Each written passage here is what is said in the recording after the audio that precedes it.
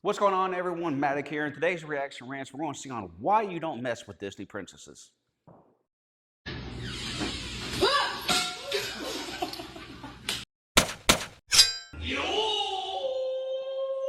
So I can't tell you how much I actually love this. This reaction is actually one of two reactions a person really should have to this type of situation. If anything actually comes out at you, or even if it falls, a person, whatever, the reaction should either be to attack or to at least gain space to try to protect yourself. Something goes to fall down, move out of the way. Or if you can, cover yourself, block it how you can. The wrong reaction every single time is to scream like a little girl.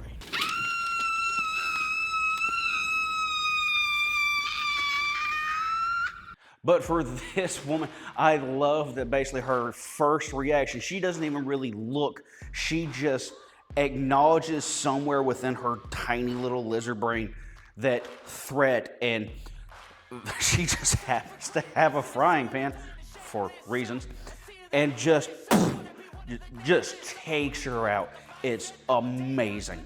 So now that we're kind of done of like just going, this is awesome, let's actually go over on like why this is an important thing to actually do, or at least the correct response to have for these types of situations.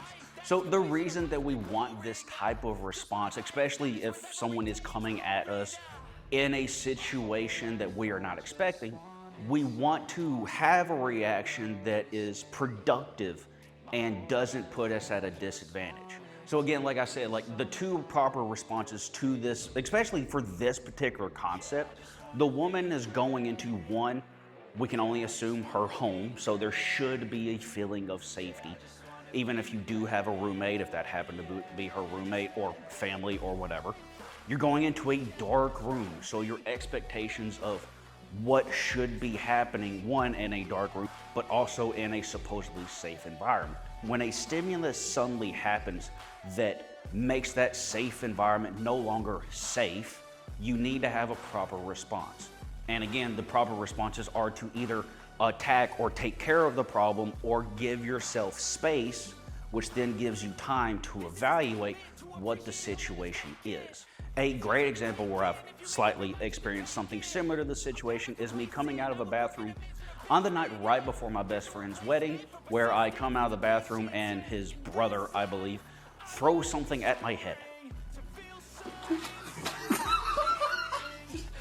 Now, I had very, very little time to react. Like his brother was literally on the floor below and probably somewhere around like 6 to 9 feet away from me, chucking whatever this is at my head. All I had time to register was thing coming at my head, and I had to have a proper response. But let's go back to this woman's situation, and let's assume that she didn't have one of the two proper responses for this type of situation. The only other response that she would most likely have is to cower or turn away, which both of those do two things. They take her eyes away from the possible threat that it might be. So now she doesn't know on how to properly react to anything else that happens, because then you can't see. Now, I'm not saying that anytime someone does a jump scare at you, your first and only response should just be, but it should be a response that puts you in a position to be able to handle whatever happens. Now, there's really no bad comments for this one, so that's cool. I'm Matic, and I'll catch y'all later. But it needs to be a response that puts you in a way to